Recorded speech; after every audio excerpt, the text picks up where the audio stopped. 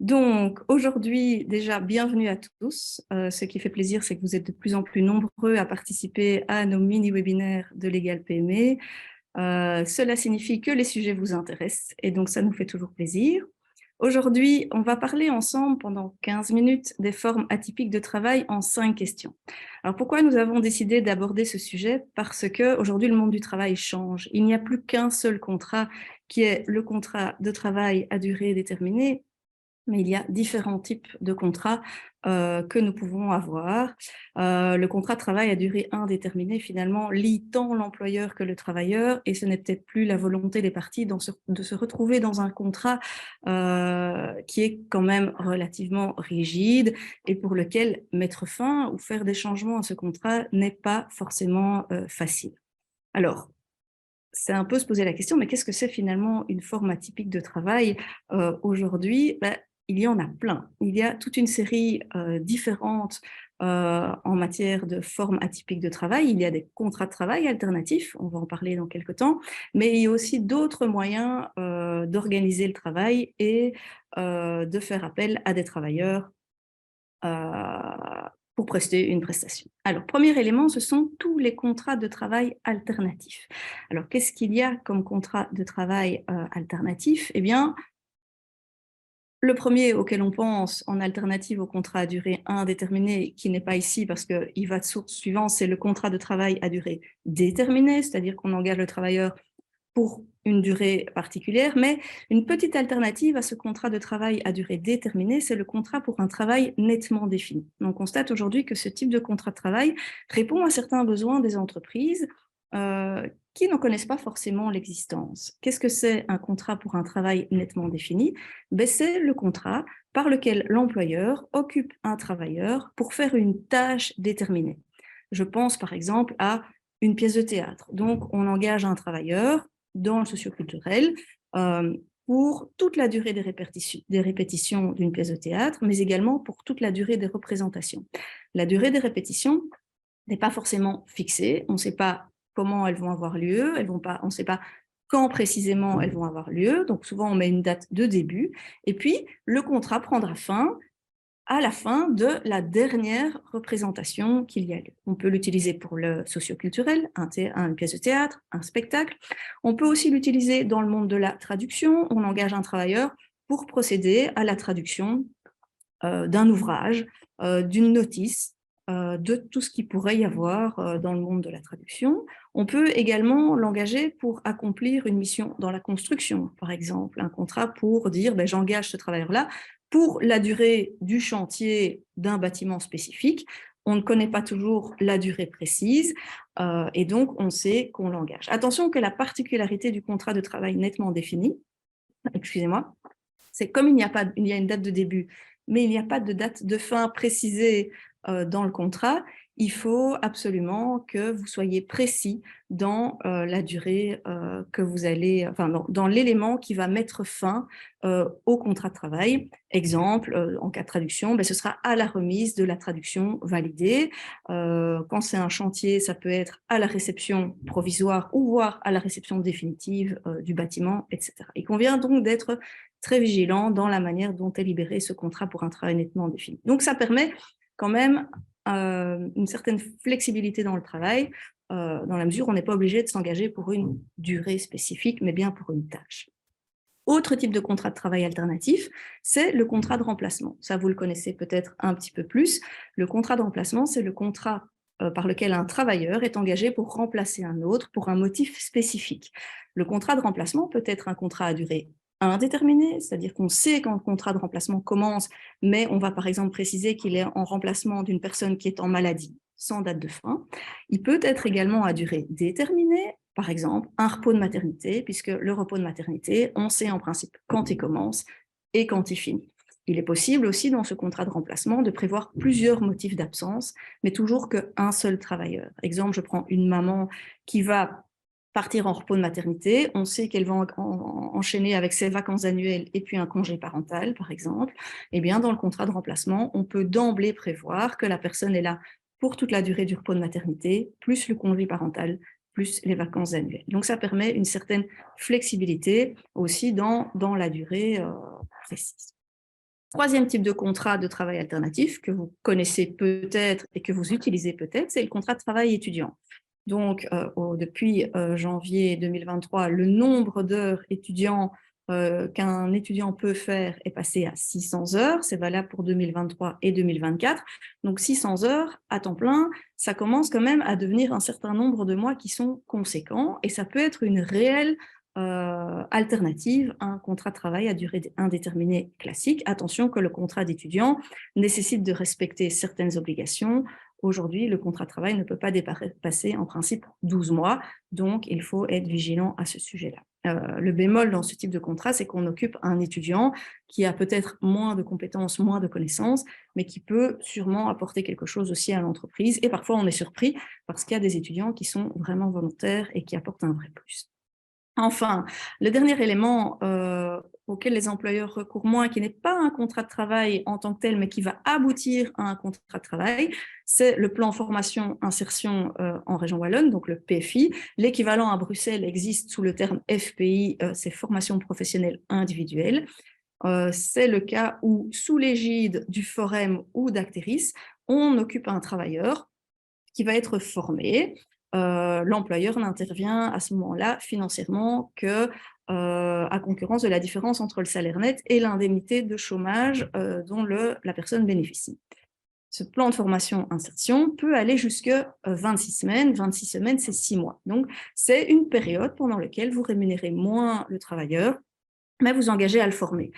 Ces plans formation-insertion, ou formation professionnelle individuelle à Bruxelles, ont comme conséquence que vous devez occuper le travailleur après sous contrat de travail pour une durée équivalente au plan formation-insertion ou à la formation professionnelle individuelle. Par exemple, si vous occupez le travailleur en formation pendant 6 mois, vous serez tenu de lui proposer, après cette formation, 6 mois de contrat. Vous pouvez tout de suite lui proposer un contrat à durée indéterminée, bien sûr, mais vous pouvez passer par d'autres types de contrats.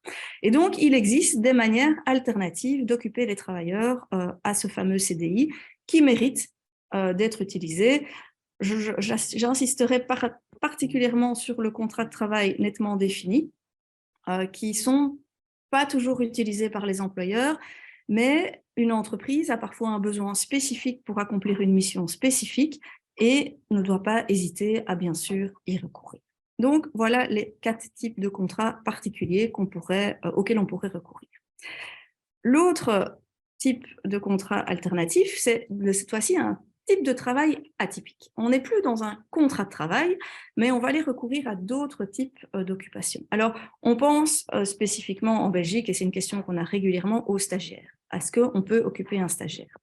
J'attire particulièrement l'attention des entreprises à ce sujet-là, c'est qu'en Belgique, il n'y a pas un système de stagiaires non rémunérés qui n'est pas fait sous l'égide d'une école. Donc, un stagiaire, c'est en principe quelqu'un qui vient dans une entreprise et qui va, dans le cadre de son cursus scolaire, que ce soit école humanité, parfois certains, ou haute école ou université après, eh bien, il va apprendre son métier, il va découvrir le métier qu'il est en train d'apprendre. Alors, attention qu'un stagiaire doit avoir un apprentissage concret. Un stagiaire n'est pas là, petite boutade, pour faire le café, bien sûr, il doit vraiment apprendre quelque chose dans le cadre de son stage et il sera toujours non rémunéré. Donc, si un stagiaire vient en vous demandant un stage rémunéré, on n'est plus dans le cadre du stage classique, mais on serait dans une convention individuelle de formation qui est faite de nouveau dans le cadre du Forem ou de l'ONEM, etc. Même chose, un stagiaire volontaire n'existe pas. Donc, il faut toujours une convention tripartite pour le stagiaire, c'est-à-dire l'employeur, l'école et le stagiaire. Si vous avez une convention de stage entre l'employeur et le stagiaire, c'est plus un stage. Petit bémol, bien sûr, vous avez dans certains cas des professions qui nécessitent de passer par un stage obligatoire, qui seront les avocats, les architectes, etc. Et on est dans un autre cadre que celui présenté ici. Deuxième type de travail atypique, c'est l'intérimaire. L'intérimaire, vous recourez à une entreprise de travail intérimaire qui va vous mettre à disposition des travailleurs, en vue ou pas d'un engagement. Ça peut permettre de faire face à un surcroît de travail éventuel, ou ça peut être aussi une source de recrutement, le cas échéant. Donc, je ne vais pas plus loin sur le travail intérimaire qui nécessiterait d'en parler beaucoup plus que 15 minutes. Troisième type de travail atypique, c'est l'indépendant. On constate aujourd'hui que le monde du travail change. On n'est plus dans le contrat de travail à durée indéterminée classique pour tout le monde. Il y a toute une série de travailleurs qui souhaitent prendre ce statut d'indépendant pour toute une série de bonnes ou de mauvaises raisons. Parmi les bonnes raisons qui sont souvent utilisées, il y a le côté de liberté. Il y a aussi le côté d'organiser soi-même son travail. Il y a le côté rémunération, où l'indépendant a parfois envie de faire son propre package rémunératoire, ou éventuellement de pouvoir assurer plusieurs missions pour plusieurs entreprises en même temps.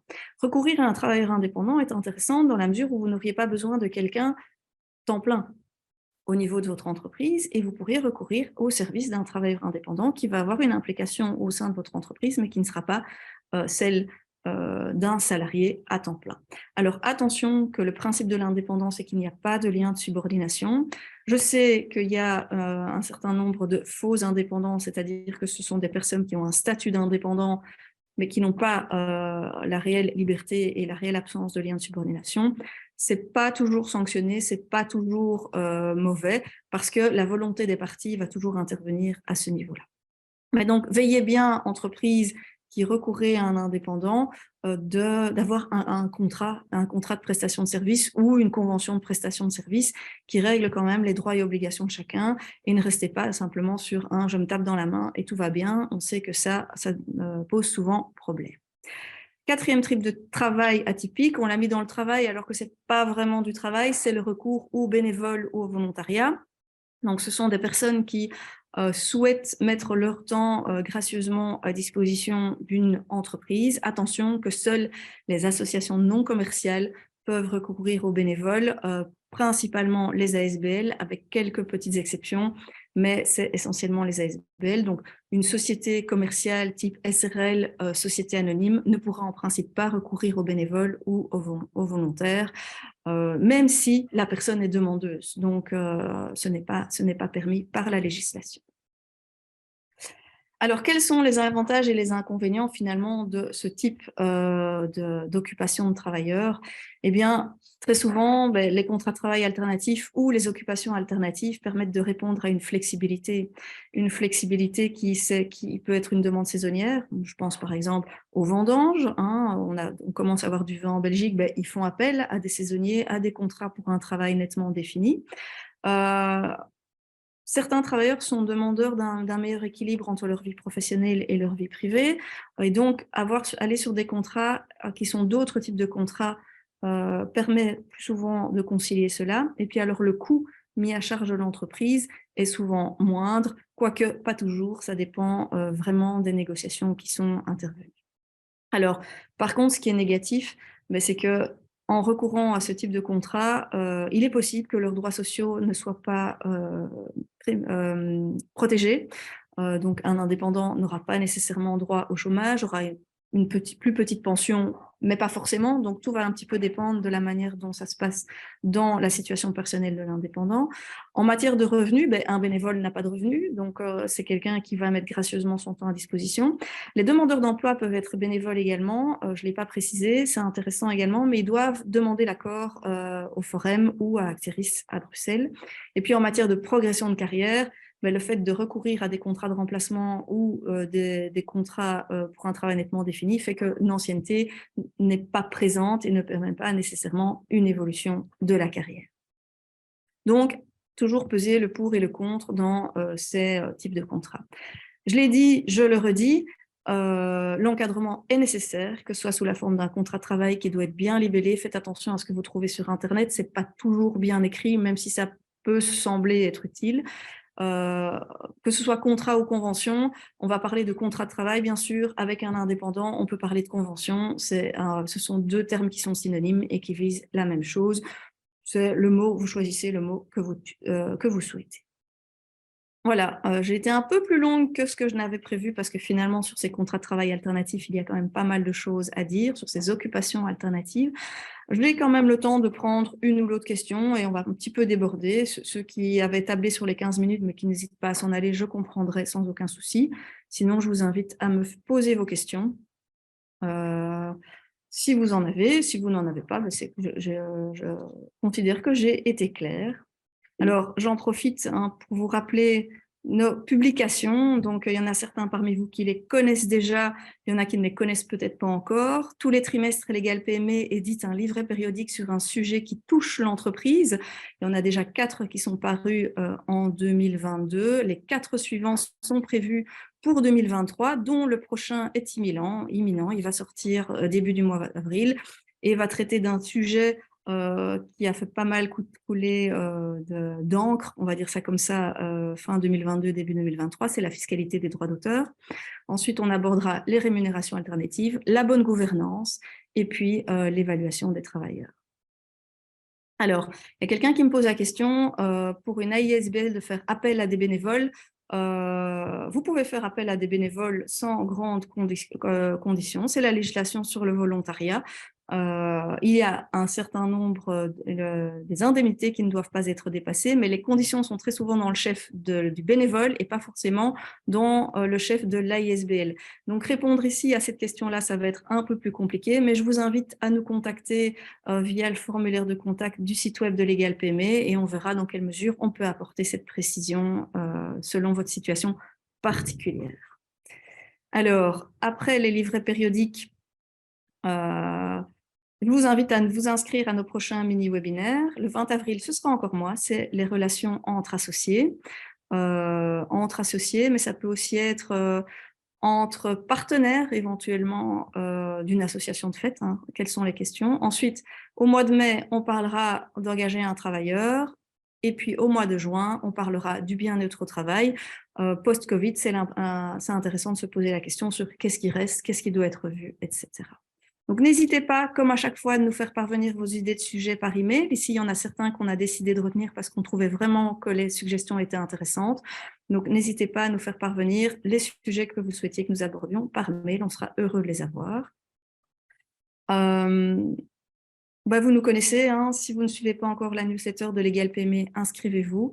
N'hésitez pas à commander les ouvrages et à nous contacter si vous avez des questions. On se fera un plaisir d'y répondre. Il me reste à vous remercier pour votre attention. Parlez bien des webinaires autour de vous. On sera content d'avoir de plus en plus de participants. Et je vous souhaite un très bon appétit. À bientôt.